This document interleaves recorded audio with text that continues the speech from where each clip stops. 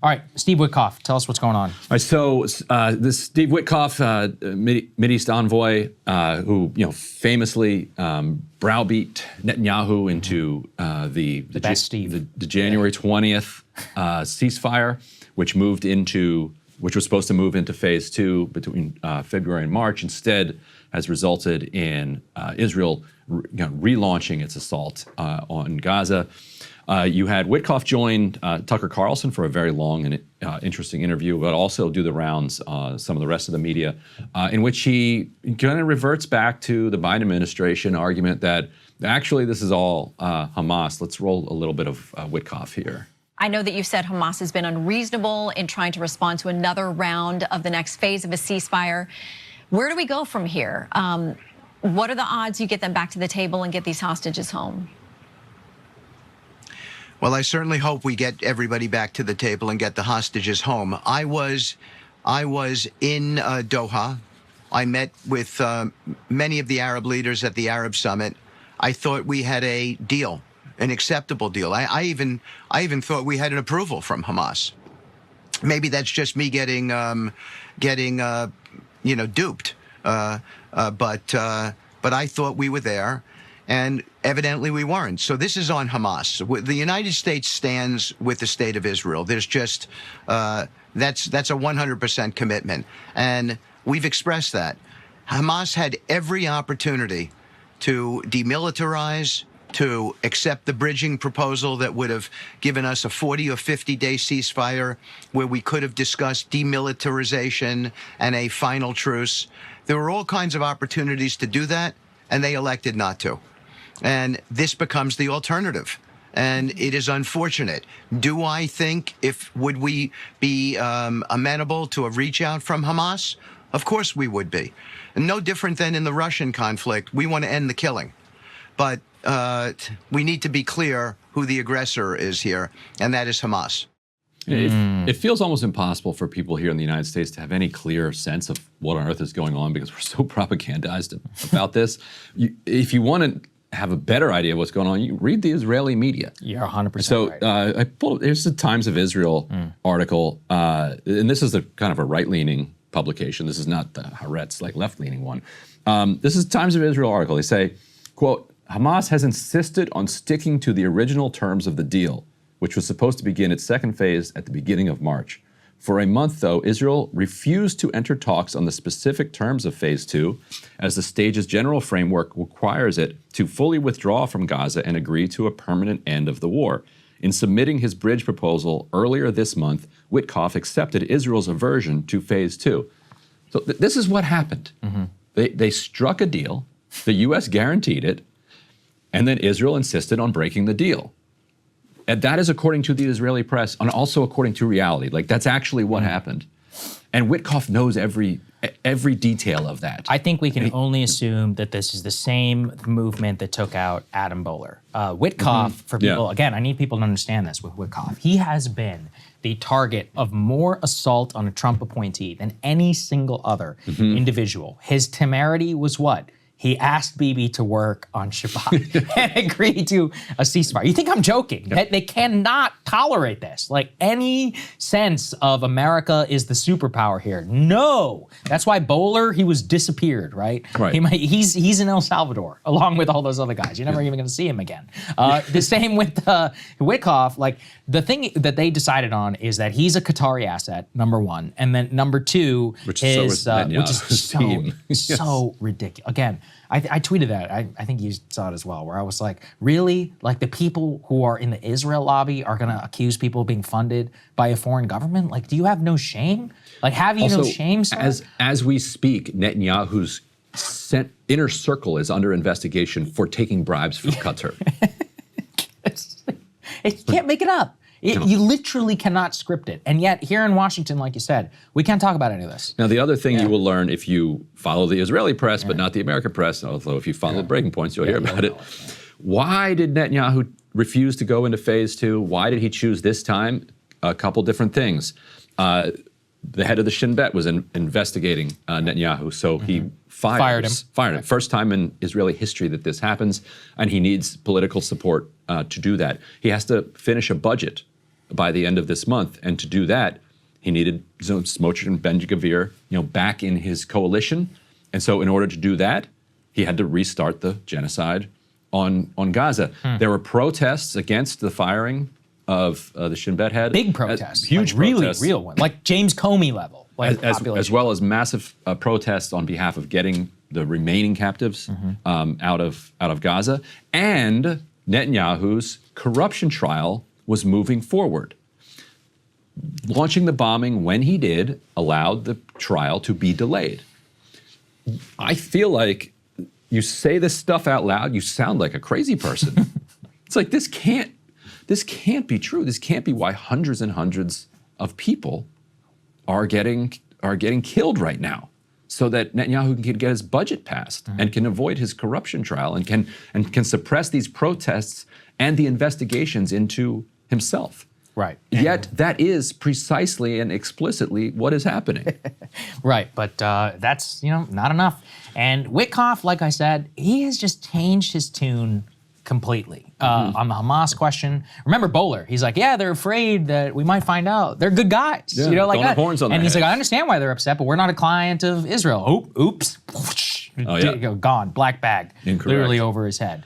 Here's Witkoff, basically sounding off on Tucker Carlson. Same stuff we've heard a million times. Let's take a listen. This is Southern Command of Israel, then showed me a film of what happened on October 7th. Yep. And the film is horrific. Yes. It is about mass rapes.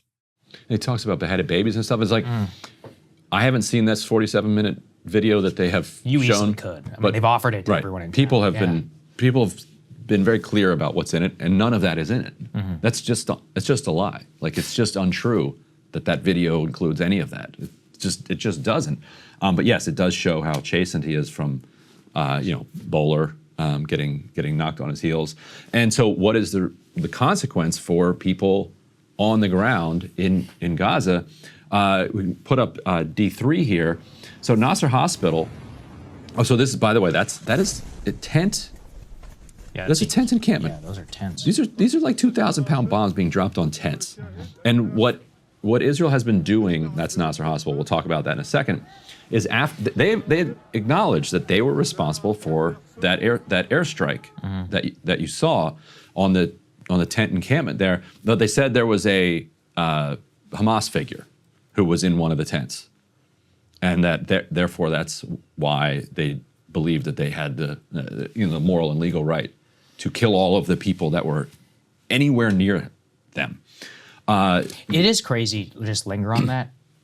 Not that long ago, there's a whole Wolf Blitzer segment, talking about the first tent bombing.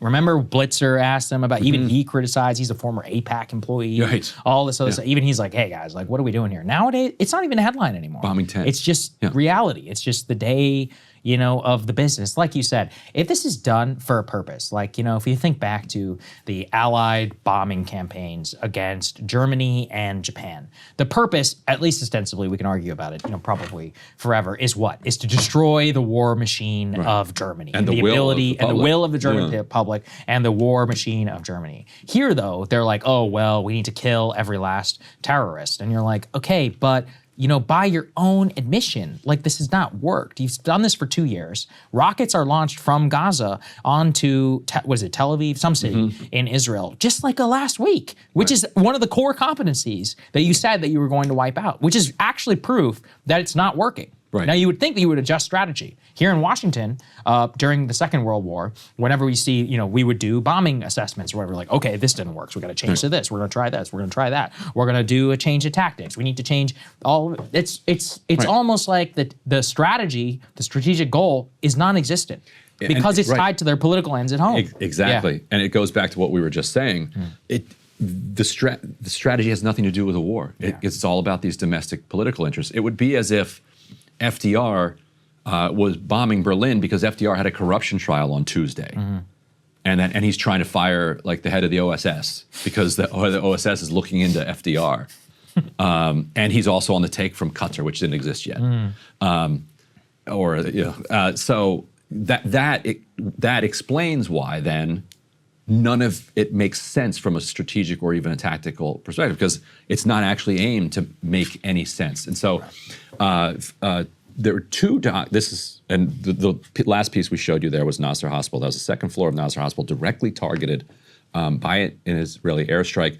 Earlier yesterday, Feroz Sidwa and Mark Perlmutter were on CNN from Nasser Hospital talking about the crimes that they were seeing being committed by Israeli forces. Perlmutter, you famously may recall, was one of the authors of that New York Times article talking about how the Israeli forces were targeting children. Snipers, headshots, shot in the heart. It became this thing where the Israeli defenders said, this is all made up. Then you started having people online, parsing the different X-rays. And so Times looked back into it, was like, no, we ran this by dozens of other medical experts, and what they are saying is true. So these are high-profile critics who had been in Gaza before, left Gaza, American doctors, now are back in Gaza, in Nasser Hospital, and are going back on CNN, criticizing the Israeli war machine. And later that day, a missile targets the second floor of the hospital. They claim they were targeting some Hamas guy. According to the medical staff there was a 17-year-old who was supposed to be going in for surgery. As a result of this attack, he died. He wasn't killed directly from it, but he couldn't get the surgery that he needed, and as a result died. We're still sorting through exactly what the other casualties are. You can put up D5. This is from Drop Site News. Dr. Sidwa told us that the explosion hit either the hospital building or just outside of it. This was in the fog of the early moments, and the front of the hospital is on fire. He said a patient who was about to be transferred from the ICU to the operating room is now on hold and almost certainly going to die, unquote. That patient did, in fact, die. You can put up D6 as well. This is a report from the scene. You can see the fire and the hell. Abdel Attar says, this is not the first time nor the second time that hospitals have been directly targeted. Israeli occupation forces are directly targeting hospitals. The surgical department inside Nasser Medical Complex, directly targeted with the wounded patients and medical staff, all inside of the complex. And it reminds me, very early in this, what turned out to be a genocide, there was this weeks-long debate here in the United States about whether or not a Palestinian Islamic Jihad rocket or an IDF rocket had targeted a particular hospital. I remember that. And since then, Israel has hit every single medical facility in Gaza and hit many of them multiple times. Earlier this week, they detonated planned demolition of the only cancer treatment facility in Gaza.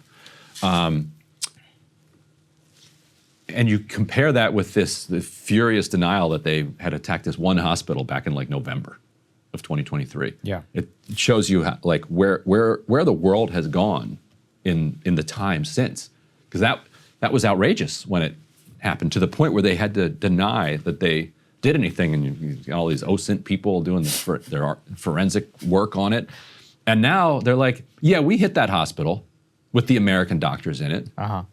What about it? What are you going to do? We're like, we're not going to do anything, actually. No, nobody's going to do anything. I think what is stunning to me about Witkoff was his clear about face.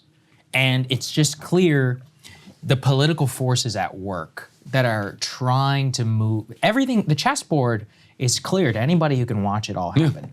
The Pentagon is developing these war plans. So Witkoff wins in the early days, the first 50 days. I would say he's the victor. Adam Bowler is the high water mark of anybody who wanted to see a departure. But his problem is he said the quiet part out loud. We are not a client state of Israel. Boom, lopped. What happens a week later? Yemen, Houthi bombing, right? Because what? Because people can finally point to the Adam Boehler, Witkoff ceasefire and all that and say, no, this is not working. The convinced Trump and the people around him who are neocons and others are like, see, we have to be strong, right? So we start to bomb Yemen and the Houthis. And that leads to what?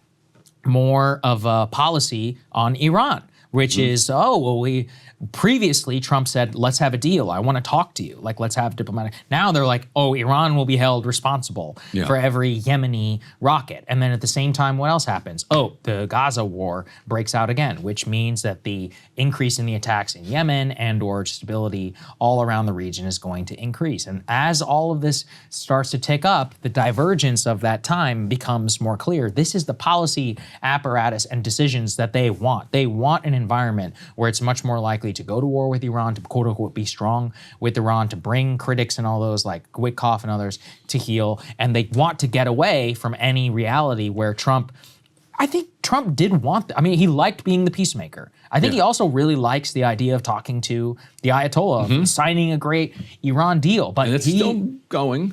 Ish, right? I mean, look, I'm going to hold on. I hope for the sake of all of us that it does happen that way. But I'm watching the chessboard all move where, 1 year, 2 years, you never know. It just takes one event and things pop off like that. The only hope remaining is also in the Tucker Carlson Witkoff interview, and it's Witkoff talking at length about how important a deal with Iran and a broader Mideast deal is to Trump. And as Witkoff says accurately, it all runs through Gaza. Like the Abraham Accords' fundamental flaw was that it pretended that the Palestine question could just be completely ignored. Now, people like Witkoff and Trump understand that's not the case. You want Saudi Arabia, the Emiratis, Iran, all to kind of come to an actual accord. You got to figure out what you're doing with Gaza and with the West Bank. Interesting tweet, Ryan, just now, 20 minutes ago from J.D. Vance. Steve Witkoff is a great guy doing an incredible job. The people sniping at him are mad that he's succeeding where they failed for 40 years. Turns out a lot of diplomacy boils down to a simple skill. Don't be an idiot. What do you make of that? That seems like that's a bat signal. Good. J.D. Vance has a powerful faction within particularly the Pentagon, but also the broader foreign policy apparatus that is America first, peace. It's much more realist. Peace-oriented. Right. And that he's stepping in. I can't tell. So he's that bat. That's a bat signal for something. Yeah. It could be on Ukraine. We'll probably cover that tomorrow. We don't have time to get into it all today because Steve also made quite a few controversial comments on Ukraine. If you're a Ukraine firster here in Washington, basically saying, "Yeah, we're going to have territorial concessions," and they're like, "Oh my God," freaking out about it. But I do think that that's a subtle way of also signaling against some of these neocon attacks. But unfortunately, I'm not sure. I think it might be too late because at this point, with Witkoff, if you're going in public, basically embracing the Israeli line of where the war is and sidelining Adam Boehler, and instead letting Mike Waltz and all these other guys who are just straight up neocons back into the decision making, it doesn't seem like it's a situation that's going to go in the direction that we would have hoped, let's say in the first month or so of the Trump administration. Yeah, the best hope would be that he just understands, particularly after the Boehler situation, these are the words you say. Yeah. No matter what happens, you blame Hamas. Right. And you say Israel has a right to defend itself. Now, if he does that publicly, these are the magic words. If he does that publicly and still berates Bibi behind the scenes, I'm fine with that. Right. Okay, so he's still an American, so he has to say the magic words. Yeah. Hamas, So maybe it's Hamas's fault. That's right. Yeah. Do you condemn Hamas? Right. Do you condemn Hamas for Israel striking the Nasser hospital complex? Absolutely. Yeah, that's outrageous on the part of Smart. Hamas. That's a good way. I like it. Hey, if you like that video, hit the like button or leave a comment below. It really helps get the show to more people. And if you'd like to get the full show ad-free and in your inbox every morning, you can sign up at breakingpoints.com. That's right. Get the full show, help support the future of independent media at breakingpoints.com.